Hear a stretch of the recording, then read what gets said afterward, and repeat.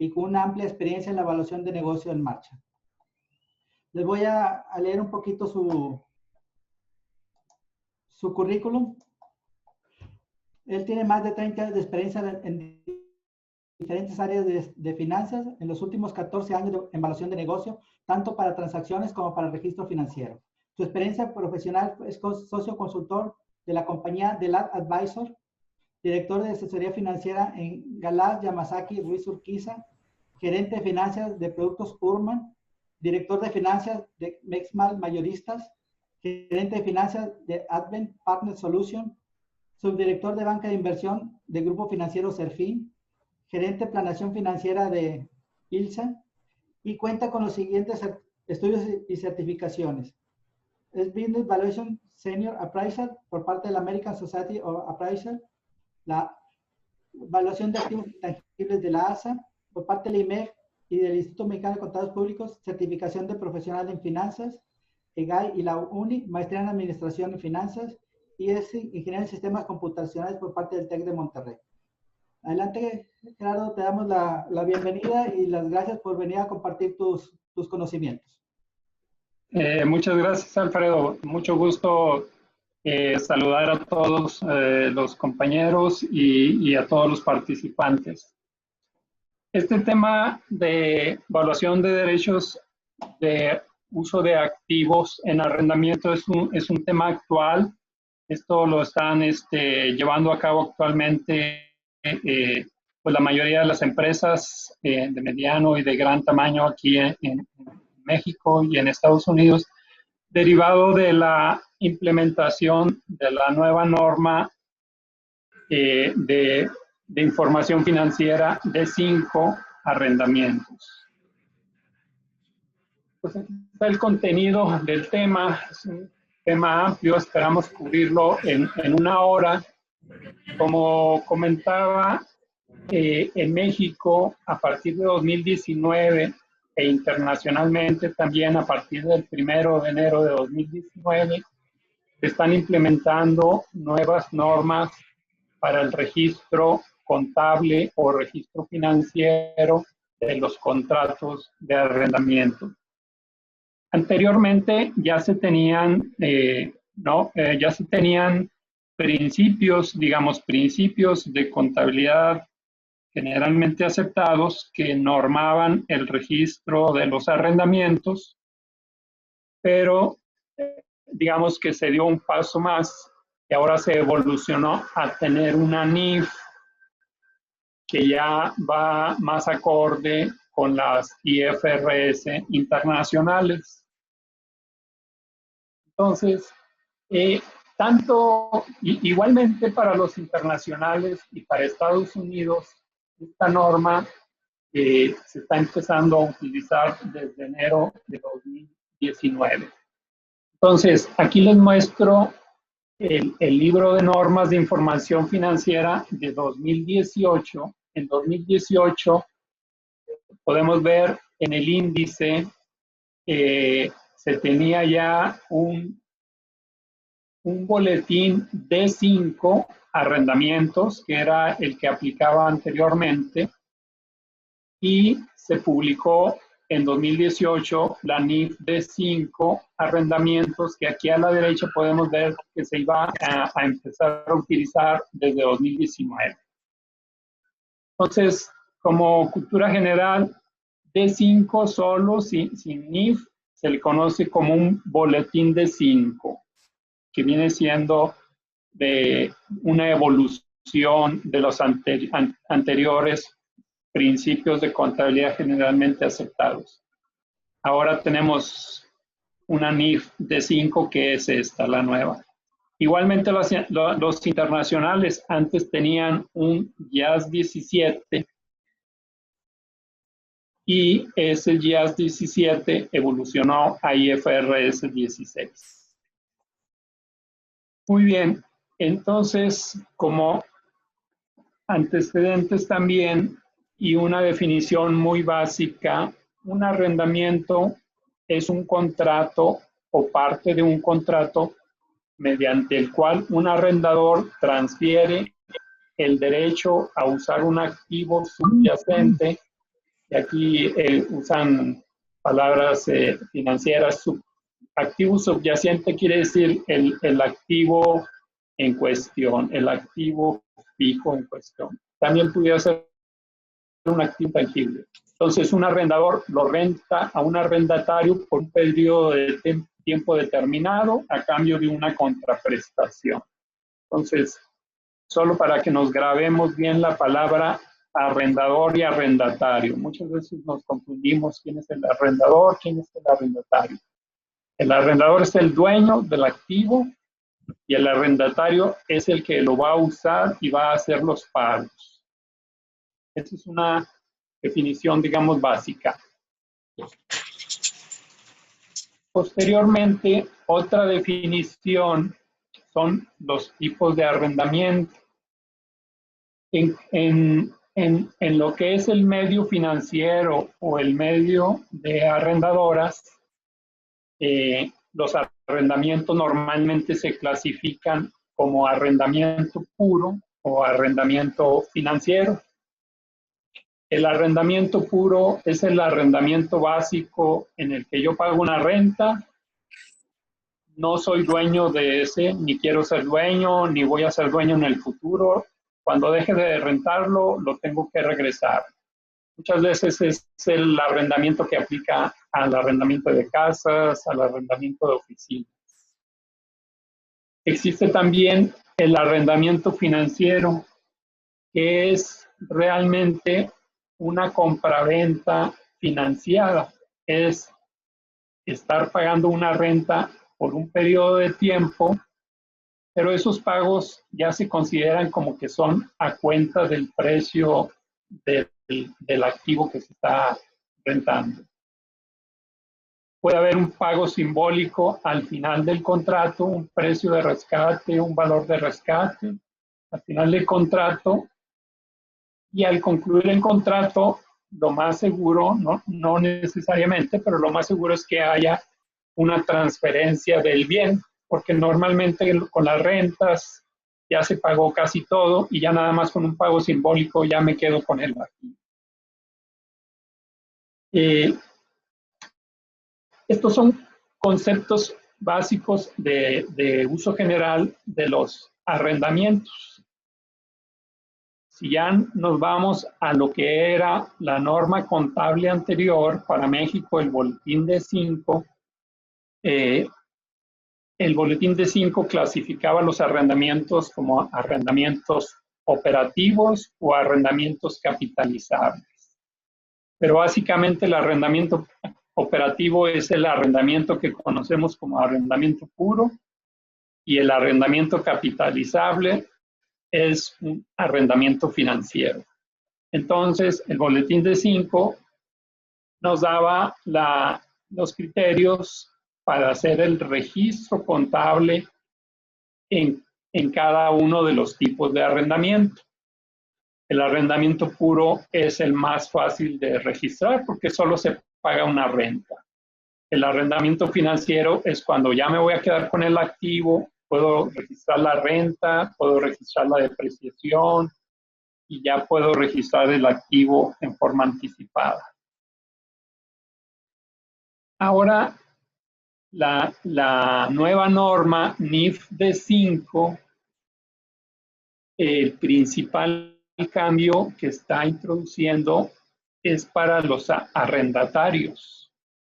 Para los arrendatarios ya no hace diferencia si un arrendamiento es puro o financiero, si es operativo o capitalizable. O sea, para los arrendatarios ya solo hay un concepto que se llama arrendamiento en general. Para los arrendadores, los que son los dueños de los activos, ellos sí siguen teniendo la posibilidad de hacer el registro como arrendamiento operativo o arrendamiento capitalizable. Bueno, aquí no quiero que se pierdan. Básicamente me estoy enfocando a decir qué fue lo que cambió con esta norma financiera y por qué es importante el cambio y por qué se está derivando de aquí mucho trabajo para las empresas y para nosotros que estamos en el área de evaluación, ¿por qué ahora podemos ofrecer a las empresas nuestros servicios de evaluación?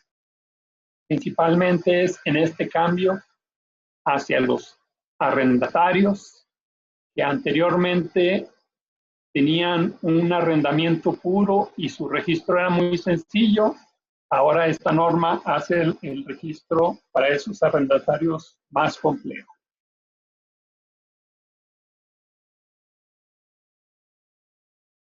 Entonces, vamos a ver el detalle, un poco en detalle, más que del concepto contable, los temas contables de registro, enfocarlo a la parte de evaluación. Es el propósito de esta plática. Sí entender y que quede claro el tema contable, pero enfocado más a la parte de evaluación. Entonces, otra vez, en el anterior boletín de 5, el arrendamiento operativo se registraba en forma muy sencilla. El arrendatario tenía un pago de renta y ese pago de renta era un gasto, sale de bancos y es un gasto que pasa por el estado de resultados y eso es todo. O sea, el arrendatario tenía una forma muy sencilla de reconocer en la contabilidad un arrendamiento operativo. Solo tenía el gasto, no reconocía ningún activo y no reconocía ningún pasivo hacia adelante.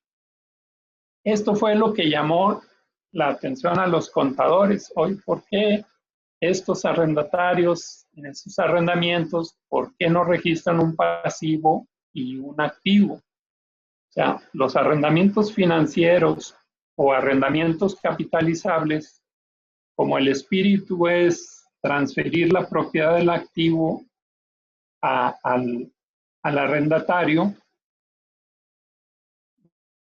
ya existía anteriormente, desde el boletín de 5, la obligación de que ese arrendatario, bajo un arrendamiento financiero, registre ya el activo y registre un pasivo o una cuenta por pagar por las rentas futuras. A ese activo se llamaba activo en arrendamiento. O sea, el boletín de 5 le pide al arrendatario que registre un activo en arrendamiento. La NIF de 5, ahora vamos a ver aquí el cambio. La NIF de 5 pide que ahora ese activo se llama activo por derecho de uso. Es un poco más preciso. O sea, el arrendatario, mientras no se concluya el contrato y no se finiquite la operación, pues todavía no es dueño. Está en proceso de compra del activo, pero todavía no es el dueño. Entonces, en este sentido, la ANIF es más precisa. Nos pide que registremos un activo por derecho de uso. Eso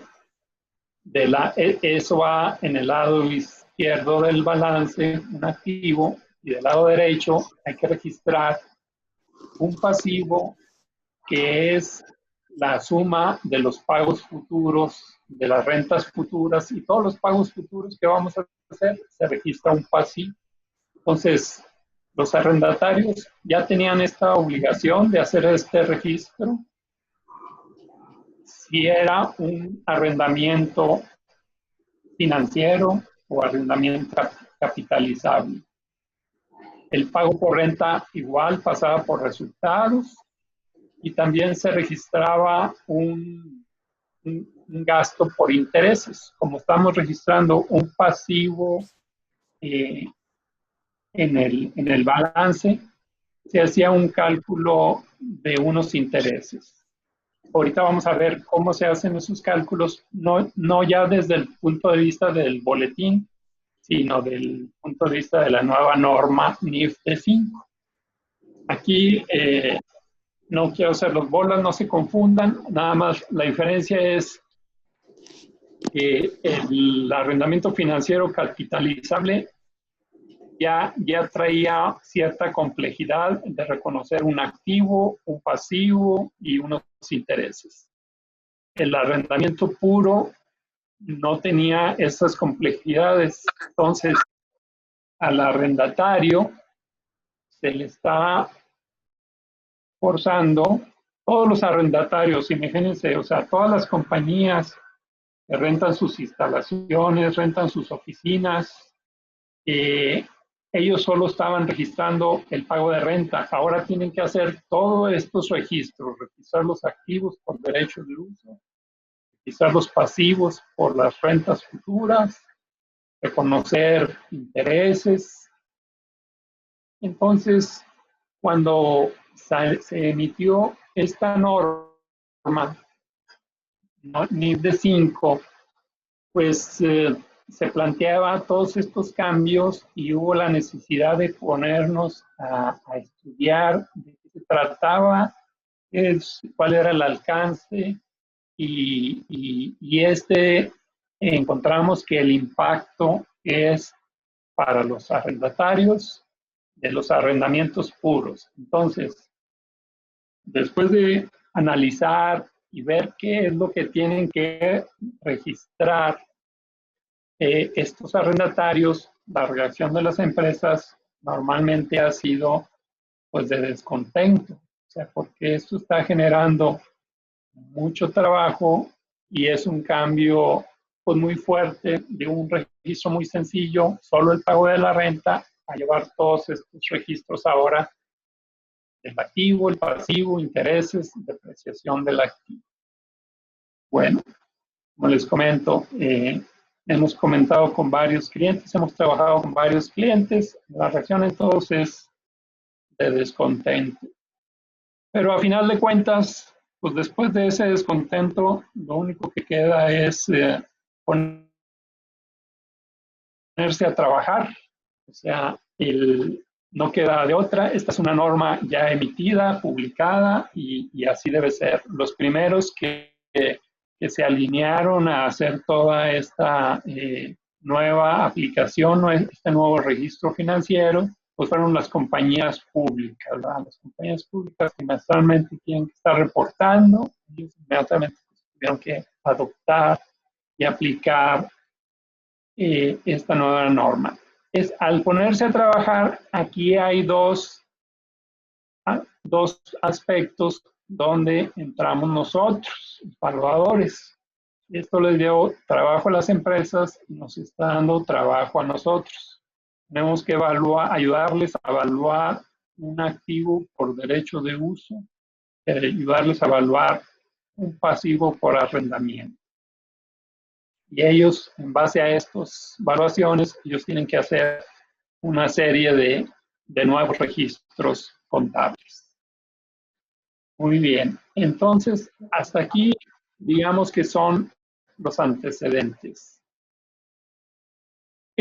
Para el arrendador, básicamente no hay cambios sustanciales porque el arrendador, quien ya tiene un activo registrado, que es el dueño del activo, ya tiene ese activo registrado, ya solo hay que hacer ahí algunas reclasificaciones. En lugar de activo fijo, ahora es un activo en inversión. Un activo en inversión, un activo en arrendamiento. Bueno, vamos a entrar ahora sí con estos antecedentes al tema de evaluación. Nosotros normalmente cuando vamos a hacer una evaluación de negocios, seguimos cierto caminito que ya conocemos, ciertos procedimientos, metodologías. El primero es, a ver, voy a hacer una evaluación, me piden una evaluación, ¿cuál es el propósito de esa evaluación?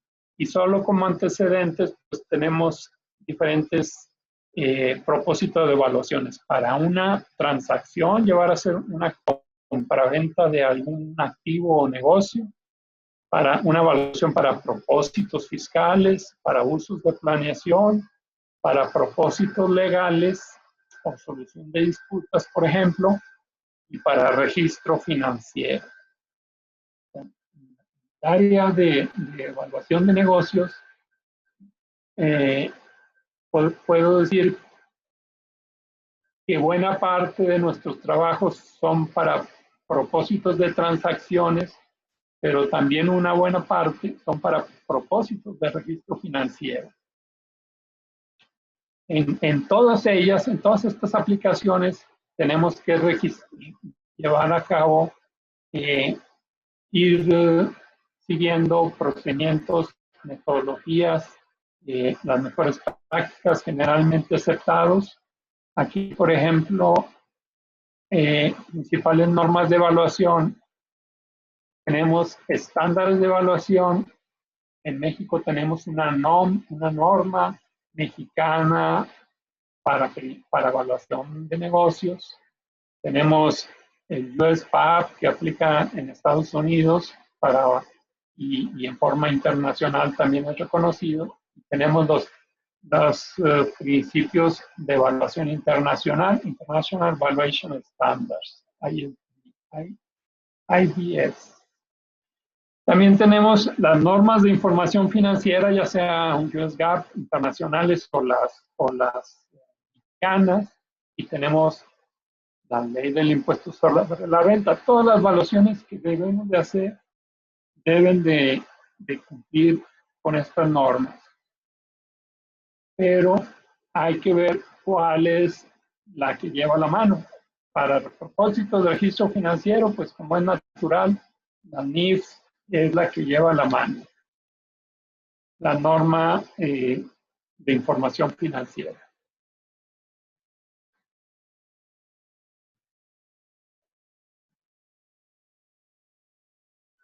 Entonces, la norma NIF de 5 en el párrafo 40 trae las normas de evaluación para un arrendatario y dice en el párrafo 41, un arrendatario debe reconocer un activo por derecho de uso y un pasivo por arrendamiento en la fecha de comienzo del arrendamiento.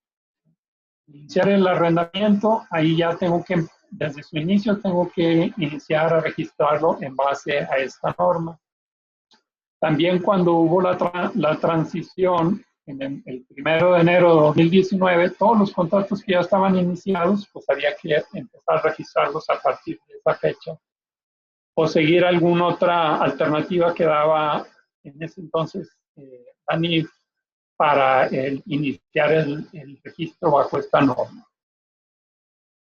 Entonces, si yo aquí me detengo un momento, aquí hago una pausa en la NIF de 5 y como evaluador veo que me piden evaluar un activo por derecho de uso.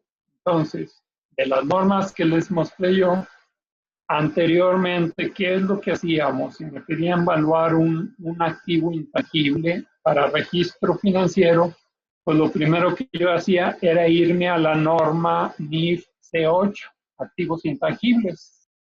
Voy a evaluar un activo intangible, pues voy a la NIF C8 para ver qué me dice de cómo debo de hacer esa evaluación. La NIF C8 también fue modificada y comenta lo siguiente. La NIF C8 comenta que aplica a todos los activos intangibles excepto a los siguientes. Activos intangibles mencionados en el párrafo 4, algunos activos por derecho de exploración y evaluación o activos financieros. Activos financieros también pudiera decirse que son intangibles. De la NIF C8 dice que si alguna otra NIF señala cómo se debe llevar a cabo el tratamiento de un activo intangible, debemos aplicar esa NIF. Para activos intangibles conservados en ventas, activos para impuestos diferidos y activos por arrendamiento, activos provenientes de beneficios a empleados, activos financieros. Realmente esto era solo como un complemento para comentar que la NIF C8 también fue modificada, pero que de volada nos manda de regreso a la NIF D5. O sea, la NIF C8, lo único que podemos ver ahí es la definición de activo intangible, pero para todo lo que es valuación nos regresa a la misma norma NIF D5. Ok, entonces nos regresamos a la norma NIF D5, vamos a evaluar el activo por derecho de uso y vamos a ver qué nos dice, cómo debemos evaluarlo. Dice, evaluar el activo por derecho de uso al costo. Este es otro tema que normalmente nos fijamos mucho al momento de hacer una evaluación. Ya me dijeron que voy a evaluar un activo por derecho de uso. Ahora me están diciendo que lo evalúe el costo porque tenemos otras alternativas, evaluarlo a mercado, a valor razonable de mercado. Aquí me dijeron al costo. Al costo normalmente se refieren que es a lo que me cuesta hacerme de ese activo. O sea, ¿cuánto me cuesta hacerme por este activo de derecho de uso? Y ahí vienen todos los conceptos. O sea, pues realmente lo que me cuesta el activo por derecho de uso es lo que voy a pagar de rentas y todo lo que me pida el contrato de arrendamiento que deba yo de pagar como arrendatario al arrendador. Entonces, en inciso A, el importe de la evaluación inicial del pasivo por arrendamiento. O sea, les anticipo que la evaluación inicial del pasivo por arrendamiento son pues, todos los pagos de rentas futuros. Adicionalmente, debo sumar los pagos por arrendamiento iniciales. Algún contrato de arrendamiento pueda requerir algunos pagos iniciales al momento. Esos pagos ya están a valor presente, ya nada más los sumamos. Costos indirectos incurridos por el arrendatario y una estimación de los costos por incurrir al retirar el activo. O sea, cuando ya voy a dejar de usar el activo, si tengo que pagarle al arrendador algunos gastos por regresar el activo, también los debo de considerar. Bueno, entonces, la norma NIF D5 me dice, para evaluar el activo, primero tienes que evaluar el pasivo. Entonces, nos vamos a ver cómo se evalúa el pasivo. Pasivo. En la fecha de comienzo del arrendamiento, un arrendatario debe de evaluar el pasivo por arrendamiento al valor presente de los pagos futuros por arrendamiento por efectuar. O sea, debemos de dar una buena leída al contrato de arrendamiento e identificar ahí todos los pagos futuros que me pida ese contrato. Todos esos pagos futuros los debemos de traer a valor presente.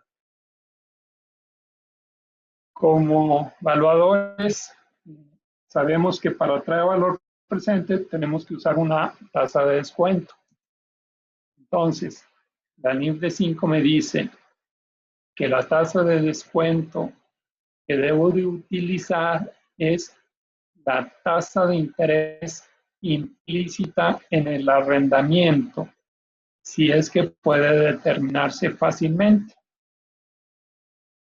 Esa tasa de interés implícita es la tasa que iguala los pagos de renta y el valor de rescate con el valor del activo, ya sea a valor presente, que tengamos el valor de mercado del activo, mis oficinas, de mi edificio, maquinaria que estoy rentando, si tengo el valor de mercado actual o el valor futuro, ya sea que traiga los todos los pagos a valor presente o los lleve todos los pagos a valor futuro y saco, digamos, la TIR, esa es la tasa implícita en el arrendamiento. Sin embargo, normalmente las empresas no tienen a la mano y llevaría recursos, tiempo y económico mandar a hacer un avalúo de un activo que ni yo soy dueño, ¿verdad? O sea, yo estoy rentando estas oficinas, pero no soy dueño. Tendría que mandarle a hacer un avalúo para poder determinar la tasa de interés implícita. Entonces, lo más normal es que la tasa de interés implícita no se puede determinar. Entonces, la NIF nos da otras dos opciones. La tasa incremental de financiamiento, que viene siendo la tasa de financiación. Si la empresa fuera a contratar un pasivo para adquirir este activo, ¿qué tasa pudiera yo conseguir en el banco? Esa tasa incremental de financiamiento, TIE más 4, TIE más 2, TIE más 5, es la tasa que puede conseguir la empresa para financiarse. Esa tasa la uso como tasa de descuento. Y ya como una opción muy sencilla para que no batallen las empresas, ya vieron ahí la persona que estaba haciendo coraje, ¿verdad? Que todo esto es mucho trabajo. Si la empresa no quiere esforzarse demasiado, puede usar, está permitido usar la tasa libre de riesgo. Sin embargo, la tasa libre de riesgo, usualmente las empresas no la están usando porque esa tasa libre son tasas más pequeñas y entonces los pasivos nos van a dar unos valores más altos y voy a tener que registrar en mi balance un pasivo más alto. Entonces, la tasa que normalmente se utiliza es la tasa incremental de financiamiento. Muy bien. Entonces, ya tengo qué son las cantidades que voy a traer a valor presente y qué tasa de interés voy a evaluar. Adicionalmente, nos dice la norma que debo de utilizar todos los pagos fijos, todos los pagos variables, o sea, es lo que les comentaba anteriormente. Debo de revisar el contrato de arrendamiento a detalle, todo lo que venga ahí, obligaciones de pago, debo de cuantificarlos y traerlos a valor presente. Aquí voy a abrir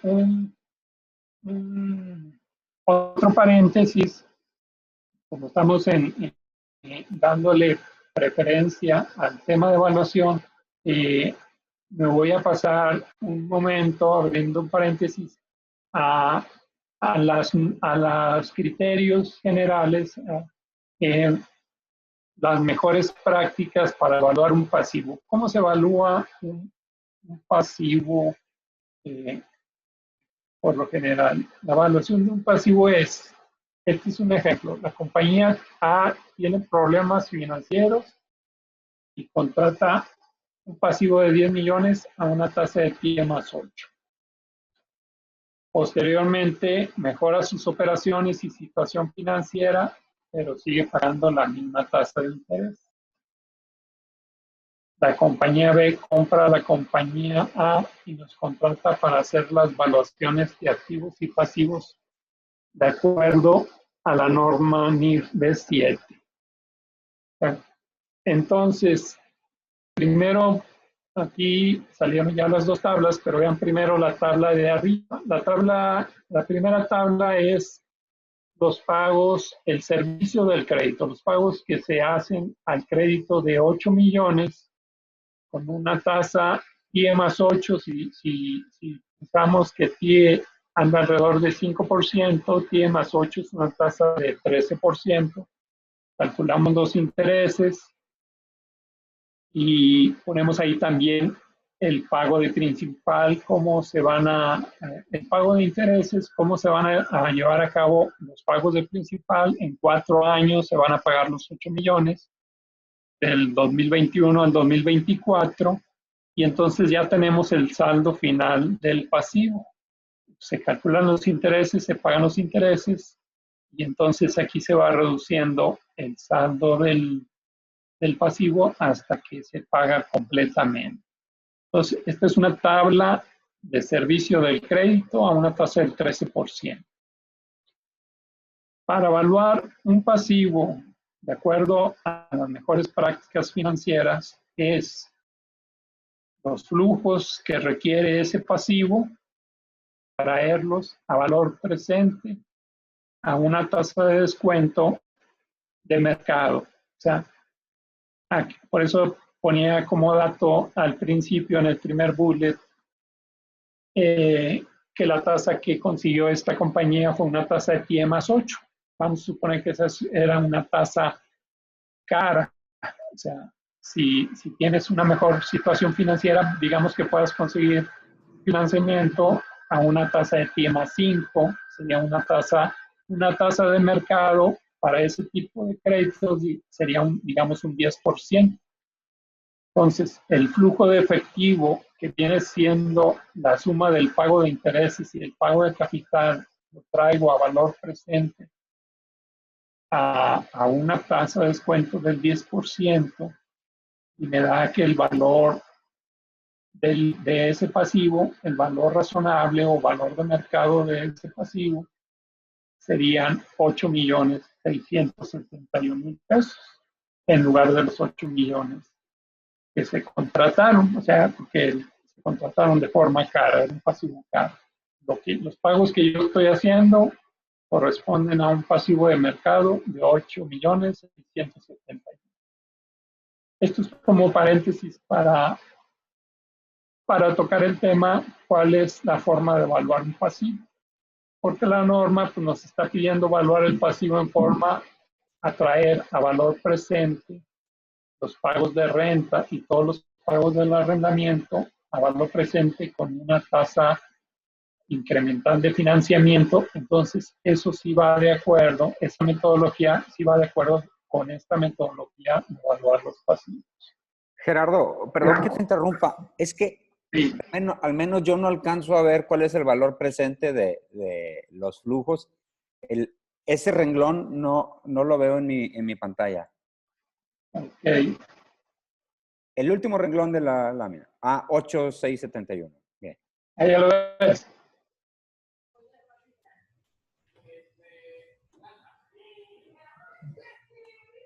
Sí, ahí ya lo veo. Ya lo viste, ¿verdad? Ya me silenció el anfitrión, ya me voy a callar. Está bien, está muy abajo el valor. Al traer en valor presente todos esos flujos de efectivo al 10%, 8.671 fue el valor del pasivo. Muy bien. A ver, voy a regresar aquí a la proyección.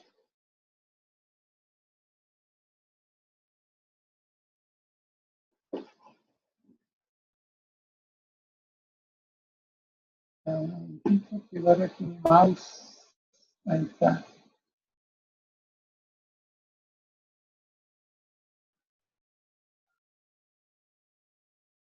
Ahí estamos.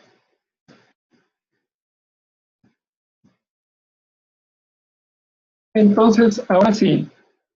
Ahora vamos a un ejemplo para evaluar un arrendamiento, el activo por derecho de uso y el pasivo por derecho de uso. Este es un ejemplo que viene en el mismo libro de la NIF, el ejemplo 4A, por si quieren, ahí se derivan otros ejemplos y más complejos. Entonces, este es un arrendamiento de una renta por 10 años de un piso de un edificio, digamos, para oficinas, aunque está muy barata la renta para oficinas, pero por arrendamiento son 120,000 pesos por año durante el plazo inicial y 135,000 pesos durante el periodo opcional. O sea, el arrendamiento es por 10 años y se puede renovar por 5 años más. Para obtener el arrendamiento se incurre en unos costos iniciales de 50,000 pesos, de los cuales 35,000 están relacionados con un pago por el traspaso a por traspaso a un inquilino anterior. O sea, había un inquilino anterior y que había que ayudarlo para que se saliera. Entonces se hizo un pago ahí adicional. 15,000 pesos relacionado con la comisión del agente inmobiliario, ¿verdad? El que consiguió al nuevo arrendatario había que pagarle 15,000 pesos. Como incentivo al arrendatario para llevar a cabo el arrendamiento. El arrendador acuerda reembolsarle la comisión de los 15,000 y ayudarle en mejoras en la propiedad arrendada, darle a acreditarle hasta 30,000 pesos. Si es que el nuevo arrendatario tiene que hacer modificaciones al edificio. Entonces, en la fecha de inicio del arrendamiento, el arrendatario concluye que no hay certeza razonable si va a ejercer la opción de quedarse 5 años más. Por lo tanto, los cálculos que vamos a llevar a cabo de los pagos de arrendamiento, solo vamos a tomar el periodo de los primeros 10 años. La tasa de interés implícita, un ejemplo ya lo dice, no es fácilmente determinable. La tasa de incremental de financiamiento, el arrendatario pudiera conseguir un crédito a una tasa del 12% si le interesara comprar este activo, este piso. Entonces, muy bien. Entonces, esos son los datos. Entonces, vamos a llevar a cabo la evaluación del pasivo por los 10 años. Como les comento, este ejemplo es muy sencillo. Ponemos los pagos y aquí nos están poniendo que es una renta anual que se hace en forma anticipada, o sea, entro el primer día, pago mi primera renta, entonces esa renta ya estaba a lo presente. Esa renta se considera como parte de los pagos iniciales. Las rentas futuras son del 1 de enero de 2020 hacia adelante. 9 pagos hacia adelante. Con la tasa del 12% hacemos ahí un factor de valor presente, traemos todos los pagos a valor presente, los sumamos y nos da un total de pagos futuros a valor presente por 639,000 pesos. Ese viene siendo el valor inicial del pasivo por arrendamiento. Ahora, el activo por derecho de uso, dice la norma, hay que evaluarlo al costo. Y abriendo otro paréntesis, ahí realmente nos estamos basando en el costo porque son las rentas que me van a costar en el futuro, pero las estoy trayendo a valor presente con una tasa estimada. Entonces, realmente aquí estoy haciendo una evaluación, no tanto al costo, sino es una estimación del costo, para ser más preciso. Pues son los pagos futuros, 639,000. La renta anticipada, que ya está a valor presente y es inmediata, se paga en ese momento, 120,000. Los gastos iniciales que tengo que desembolsar, 50,000, menos un incentivo que voy a recibir. Entonces, el activo por derecho de uso queda evaluado en 794,390 pesos. Aquí también abro otro paréntesis y para comentar que si un perito evaluador hace un avalúo de ese piso, pues normalmente, dependiendo de la vida útil de ese piso, se puede evaluar, pues, no sé, a 40 años, 50 años. Entonces, el valor de mercado, digamos, del activo subyacente, como se llama en términos financieros, sería mucho más alto, ¿verdad? Aquí realmente es mi activo por derecho de uso es por usar ese activo solo los primeros 10 años. Por eso este valor no sería comparable con el valor de construcción o valor de mercado del activo subyacente. Ese es mi registro inicial, esa es mi evaluación y mi registro inicial. Aquí es un ejemplo muy sencillo. Aquí la tablita de evaluación debería llevar tantas columnas como conceptos de gastos podamos tener. Algunos arrendatarios pagan, que son, por ejemplo, tiendas comerciales, pagan porcentajes de sus ventas. Entonces hay que estimar aquí una columna de pagos de porcentajes de venta, etcétera, todo lo que sean los pagos futuros, traerlos a valor presente. Entonces, como complemento, no es el propósito de la plática, pero como complemento, el registro inicial de forma contable es 794,000 como cargo, que es mi activo, el pasivo 639,000 y una salida de bancos, dos salidas de bancos. La primera de los 120,000 y la segunda de los 35,000. Ahí tampoco se ve la suma anterior, pero son los 794,000 pesos, ¿verdad? Entonces, aquí complementamos, estamos viendo la norma, cómo se lleva a cabo un registro contable, cargo y abono en forma igual. La forma de evaluación también que llevamos a cabo del activo y derechos de uso. Ahora, este egreso que hicimos de la renta anticipada, aquí solo estoy mostrando la salida de bancos, pero normalmente las empresas, como este era un arrendamiento puro, salida de este pago de renta, normalmente era un pago de renta que se registraba dentro de los gastos de operación en el estado de resultados. Como complemento, ya no sería el tema de la plática, pero complemento, es decir, mencionar que la NIF, otro cambio que está pidiendo es que ese gasto por renta ya no pase por resultados en ese renglón de gasto por renta como gasto de operación. Gerardo, Sí. Perdona que te interrumpa, hicieron una pregunta en el chat. Adelante, adelante.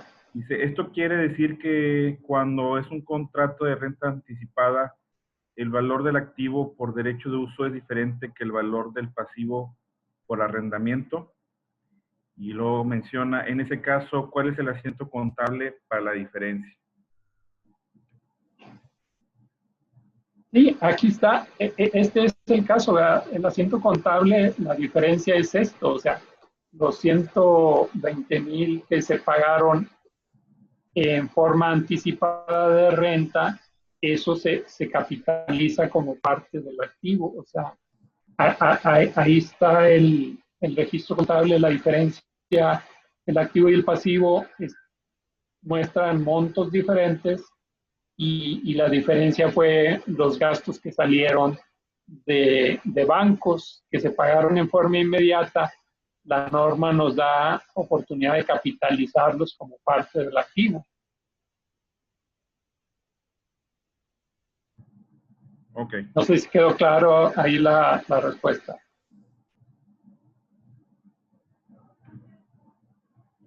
Normalmente,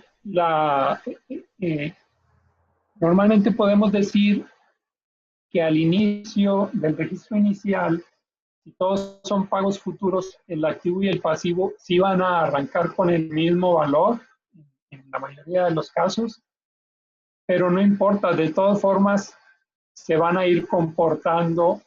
Al activo lo tengo que ir depreciando y al pasivo le tengo que ir calculando intereses y le tengo que ir aplicando el pago por renta, lo tengo que aplicar a disminuir ese pasivo. Entonces, sí hay un momento, por lo general, en que el pasivo y el activo arrancan igual, pero en el siguiente mes y hacia adelante, cada quien va a agarrar su camino. Agarran su camino cada quien, pero al final, como tienen la misma vida útil, el activo se registra en el balance con una vida útil igual a los pagos que voy a hacer en el futuro del pasivo. Entonces, pueden arrancar igual, luego pueden cambiar de valor, pero al final los dos deben de llegar a cero al mismo momento. Muy bien. Estaba comentando que el pago por renta ya no pasa por resultados como un gasto de operación. Ahora lo que pasa por resultados es el pago el gasto por intereses y la depreciación del activo.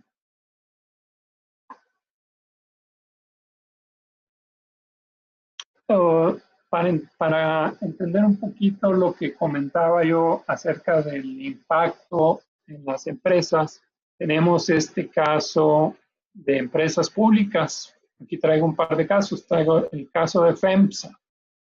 FEMSA en 2019 tuvo que hacer un registro por 52,000 millones de pesos adicionales a sus activos. Y aquí se ve, este es un reporte al cierre de 2019.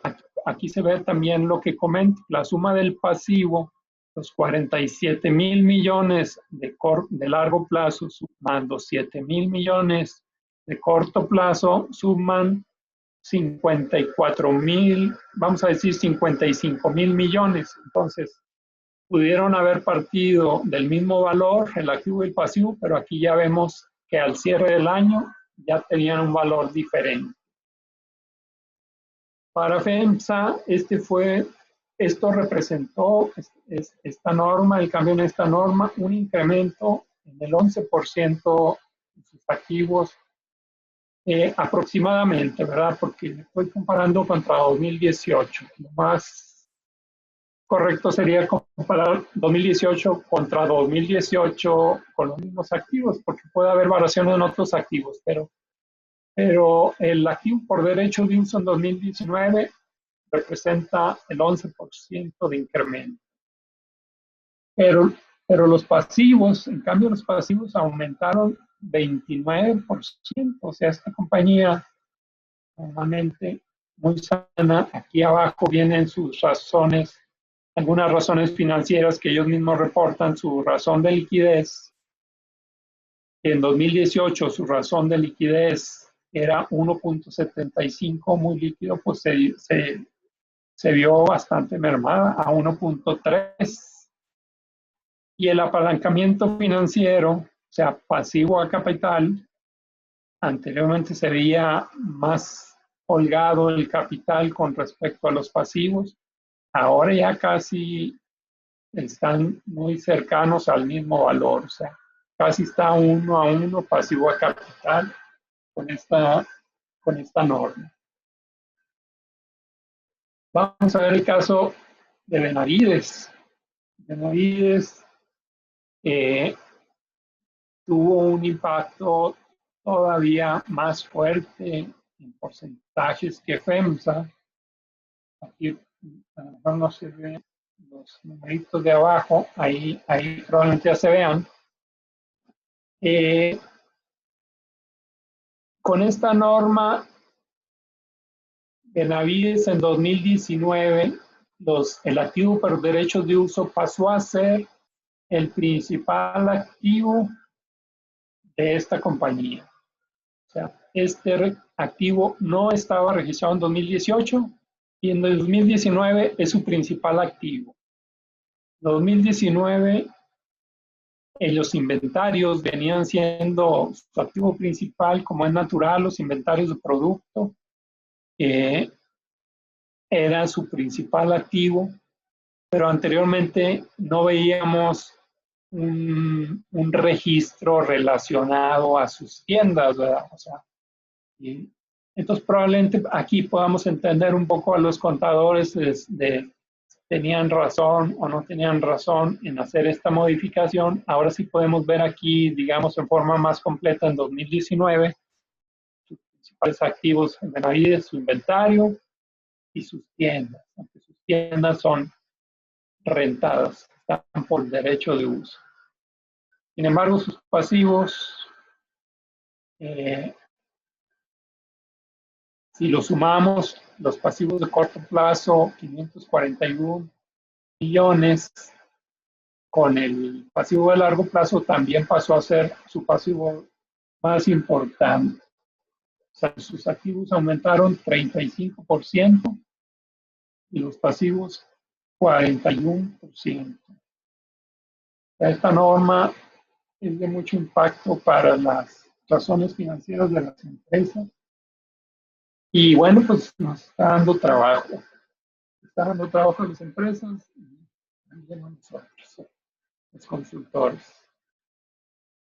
Bueno, aquí no termina los requerimientos de la norma.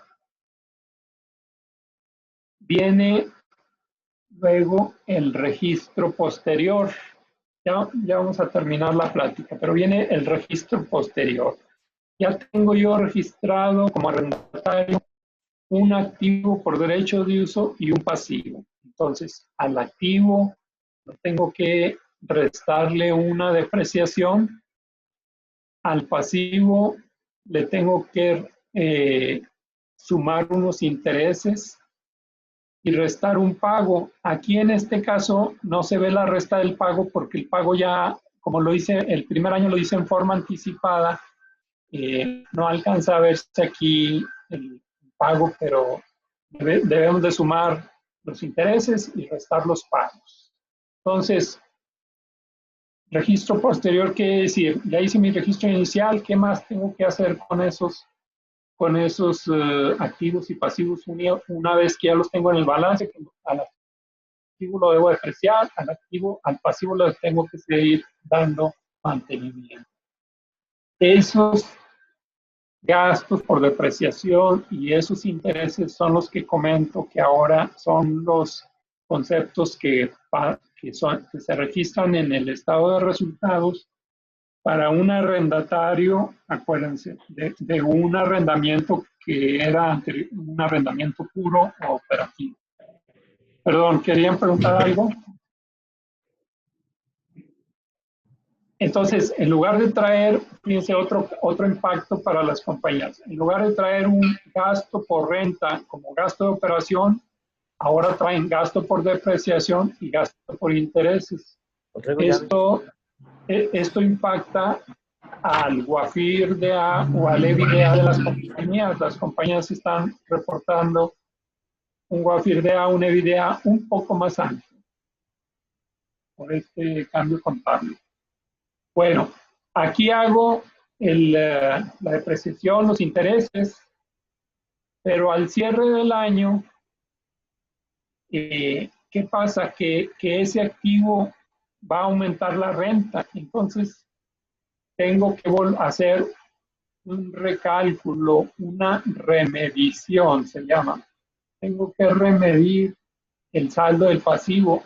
Aquí en esta hoja me dice que yo termino el año con un pasivo que tiene un saldo de 716,000 pesos, pero lo tengo que verificar comparándolo.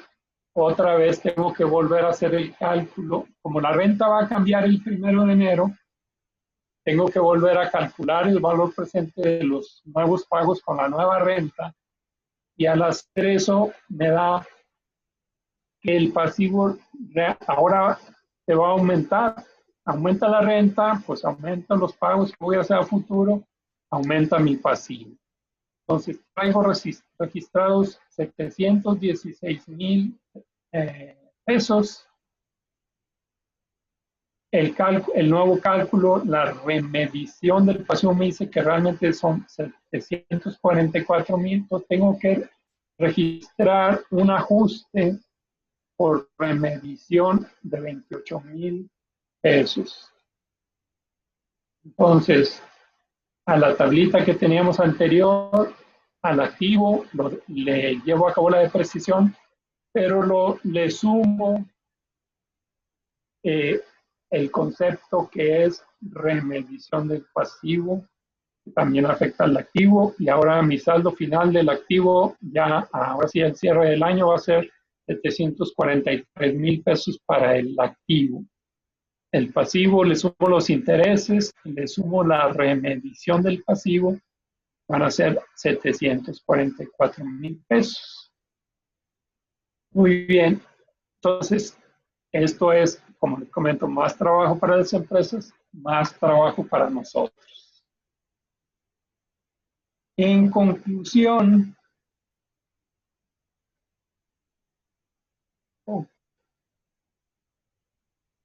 conclusiones de la nueva norma. Gerardo, Sí. Eva Margarita pregunta, ¿por qué utilizó el 4%? Utiliza el 4%, que es aproximadamente la inflación, o sea, es para suponer un aumento de renta.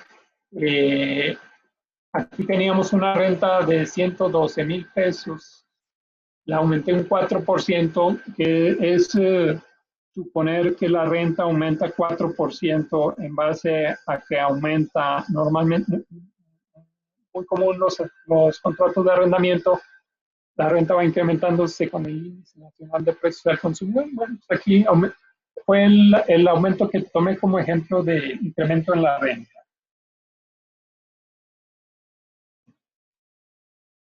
Estas son las conclusiones para el arrendatario que tiene un contrato de arrendamiento puro o arrendamiento operativo. Los impactos son muy fuertes. Debe registrar el activo por derecho de uso, el pasivo por arrendamiento, deja de registrar el gasto por renta en el estado de resultados, aunque ese gasto sigue siendo deducible. Para efectos fiscales no hay cambios, pero eso quiere decir que hay que hacer hay que tener cuidado en la conciliación contable fiscal, ¿verdad? Ya no va a pasar por resultados, pero sí por el estado de resultados fiscales. Debe reconocer resultados de depreciación e intereses. Todo esto no lo hacía el arrendatario. Se incrementa el WAFIR de A o el de A. Todo lo anterior afecta las razones financieras o covenants que debe cumplir créditos bancarios. Tuvimos nosotros un caso, un cliente, cuando salió esta norma, su principal preocupación era el efecto que todo esto iba a tener en sus razones financieras, iba a seguir cumpliendo o iba a incumplir las razones financieras de sus covenants. Aumenta la carga de trabajo para evaluar y remedir el activo y el pasivo. Por mi parte, no sé si hay algunas preguntas. Traigo por ahí unos anexos, pero se los puedo enviar como parte de la presentación, que vienen siendo ya en forma detallada las reglas para hacer la remediación del pasivo y algunas definiciones. Sí, Gerardo, yo te quiero hacer una pregunta. No tanto de la excelente presentación que acabas de hacer, sino más bien en cuál, o si es que existe una justificación del por qué hacer estas modificaciones que directamente, como lo acabas de decir, modifica de forma negativa su evita y su afirda. Si existe alguna, vamos a decir, justificación o decir, por esto se va a hacer esto, o fundamentación, digamos. Sí. Bueno, el WAFIRDA o EBITDA se afecta en forma positiva, ¿verdad? Porque ya no se considera el gasto por renta arriba como operativo. Ahora lo que se utiliza en el estado de resultados es la depreciación que no se incluye en el WAFIRDA o EBITDA, y el gasto por intereses tampoco se incluye en el cálculo de EBITDA. El EBITDA sale un poco beneficiado, pero solo en forma contable, ¿verdad? O sea, realmente el flujo sigue siendo lo mismo. Y la única explicación para la pregunta de por qué se está haciendo esto, pues es, por ejemplo, para el caso de los arrendatarios que tenían arrendamiento puro, y ahora que cada vez se está llevando cada vez más el registro de activos intangibles, un arrendatario que tenía un contrato de arrendamiento puro, o sea, solo pagaba su renta y ya no tenía que hacer el registro de los derechos de uso. Entonces, pues los contadores en forma internacional dijeron, oye, hay un contrato, o sea, ese arrendatario,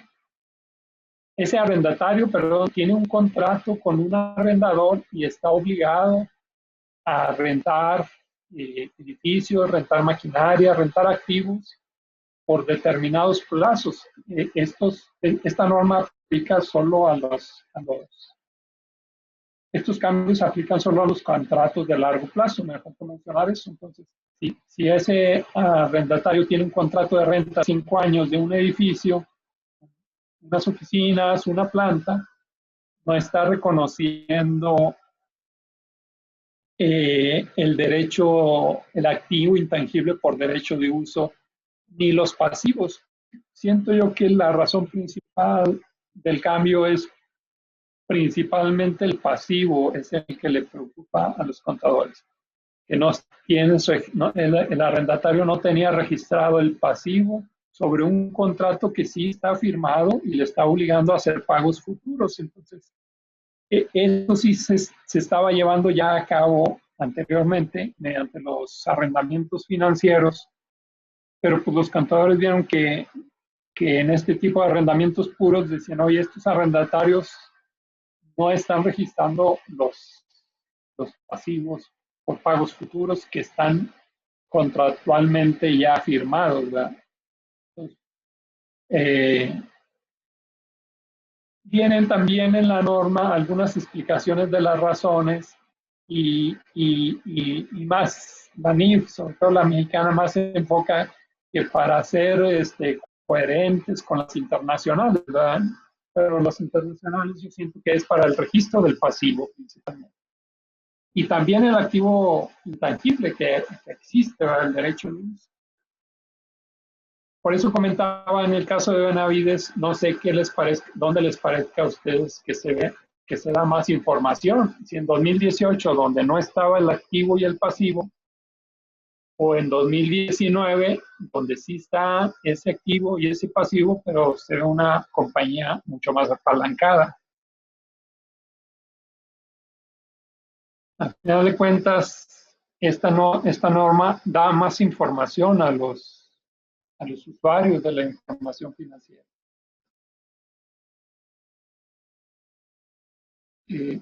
No sé si hay alguna otra pregunta. Sí, Gerardo, buena tarde. Si me permites, quiero preguntarte lo siguiente. ¿Sí me escuchas? Pero, ¿verdad? Sí. Gracias, buena tarde.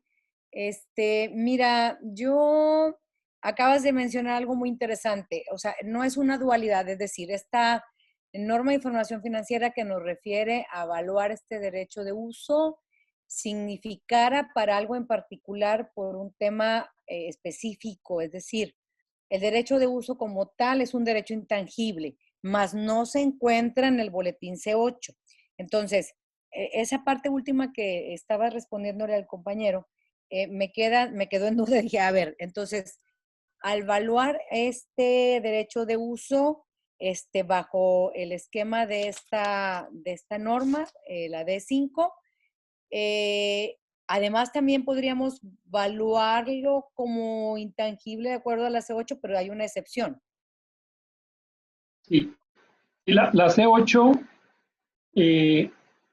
digamos que sí lo incluye, porque en la C8, en la norma C8, NIF C8, activos intangibles, inicia definiendo todo lo que son activos intangibles y este activo por derecho de uso cae en esas definiciones.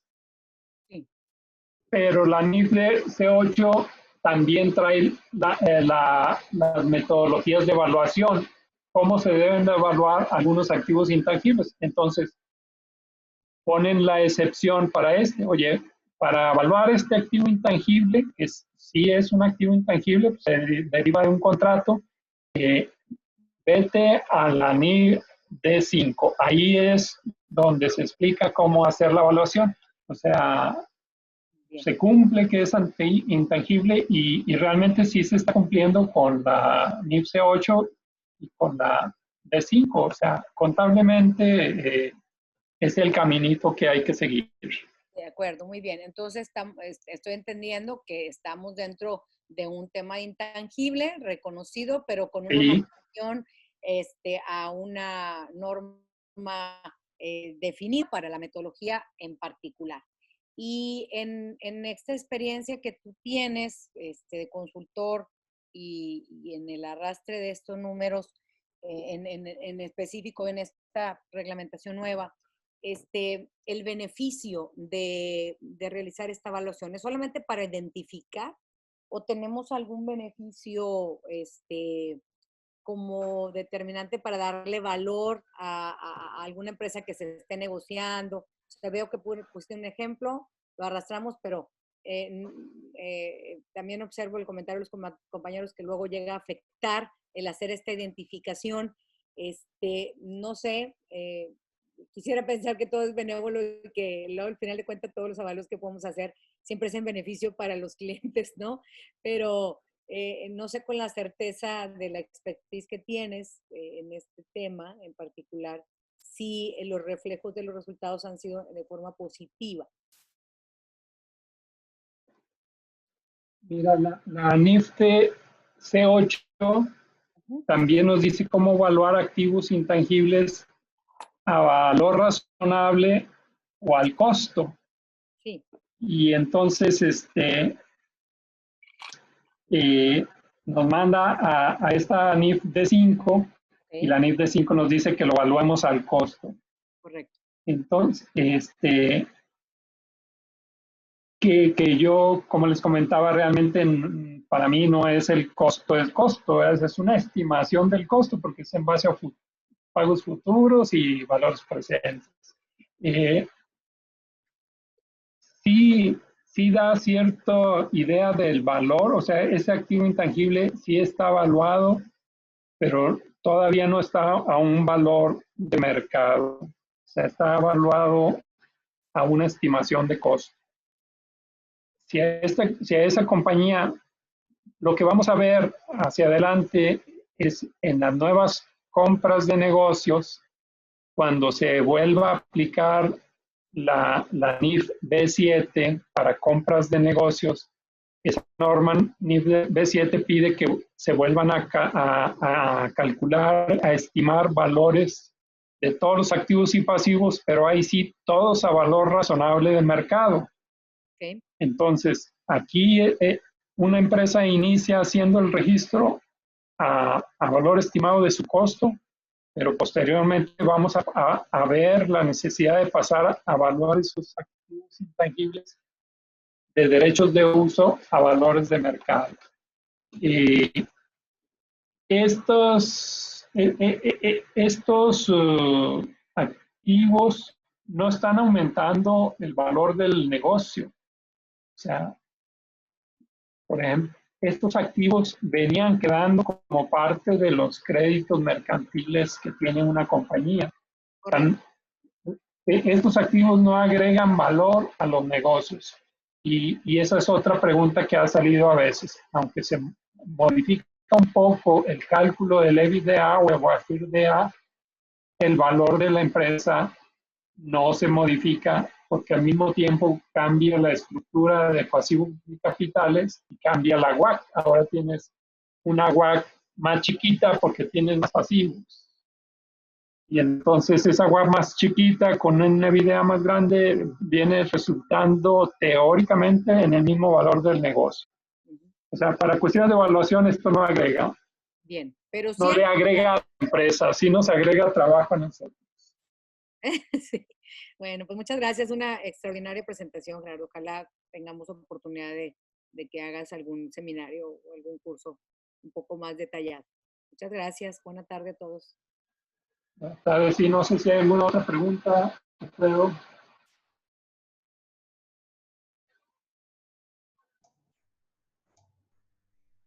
¿Alguna otra pregunta para Gerardo? Aprovechar que está aquí con nosotros, aunque sea de manera virtual.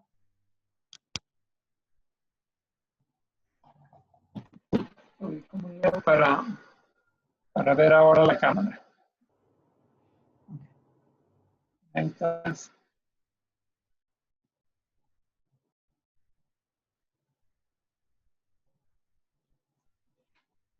Bueno, si no hay alguna... Estamos. Si no hay alguna otra pregunta para Gerardo, pues les damos las gracias por su valiosa Yo sí, participación. A ver, yo sí. adelante. ¿Me escuchan? Adelante. Sí. Hola, ¿cómo están? Hola, Alejandro. Bien, bien, ¿ustedes? Muy bien, gracias. Qué bueno. Quería preguntar, no me quedó muy claro la razón por la que se está aplicando ahora esta nueva normativa. ¿Por qué ahora dijeron, ahora tenemos que registrar los activos que se estén arrendando? Sí.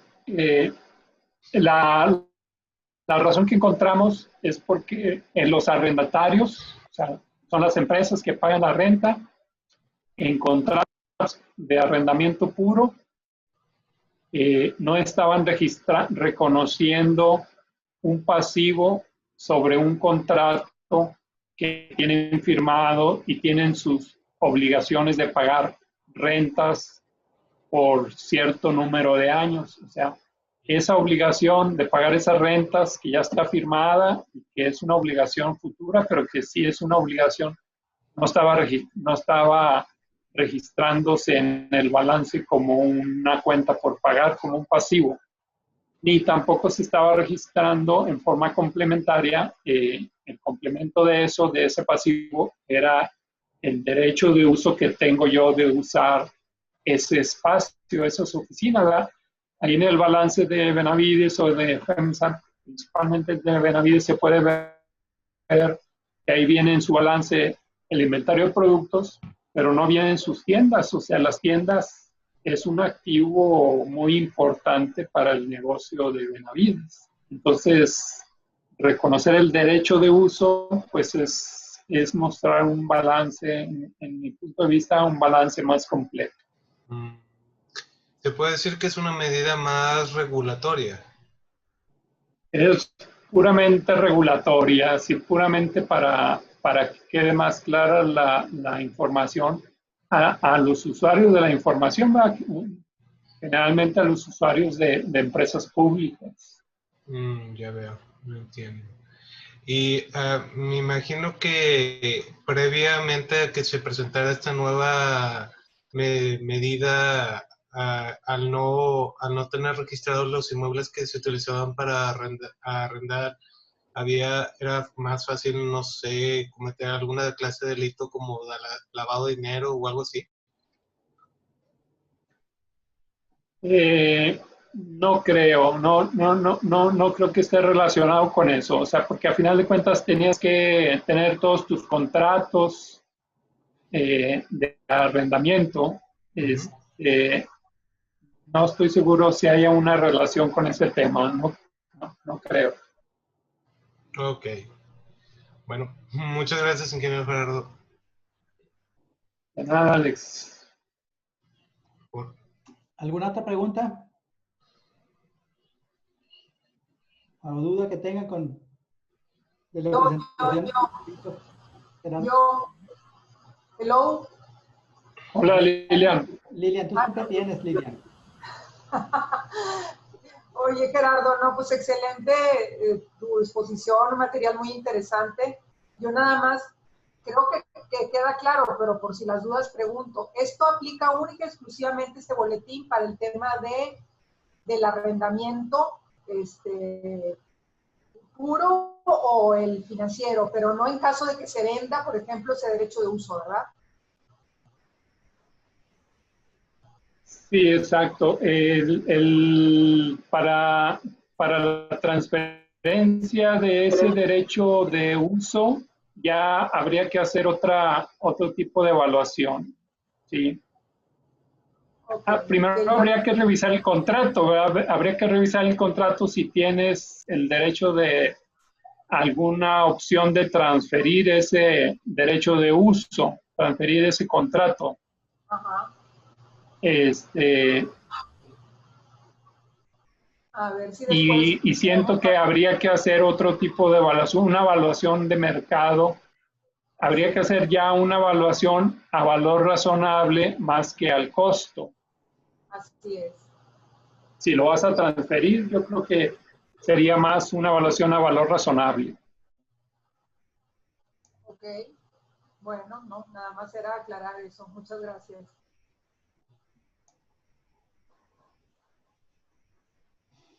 Bueno, pues si ya no hay alguna otra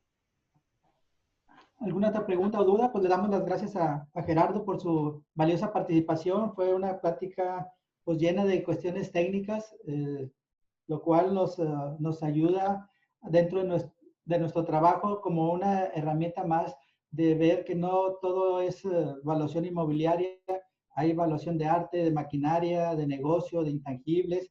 Entonces eso nos hace recapacitar y tener en cuenta que existen muchos expertos en los que nos podemos apoyar para la realización de nuestro trabajo. También le damos las gracias a mi hijo, el ingeniero Alfredo Ayala Costa, porque pues, él es parte integral de estas pláticas que estamos llevando. Y también les quiero comentar que la próxima plática va a ser el día 5 de agosto. Va a ser impartida por el arquitecto Alejandro del Real, que es maestro en evaluación inmobiliaria, que es compañero del Colegio de Evaluadores de Nuevo León y tiene más de 30 años como corredor inmobiliario. Entonces tiene mucha experiencia. El tema va a ser el mercado inmobiliario con expectativa del COVID-19. Pues aquí los esperamos, como siempre, les vamos a compartir la invitación y las ligas para que se puedan conectar. Y pues muchas gracias a todos. Esperamos que estas pláticas les sean de su agrado y podamos contar con su presencia dentro de 15 días. Muchas gracias. Muchas gracias. Gracias. Gracias. Hasta luego y que tengan buen día. Hasta luego. Buenas tardes. Gracias. Gracias. Hasta luego.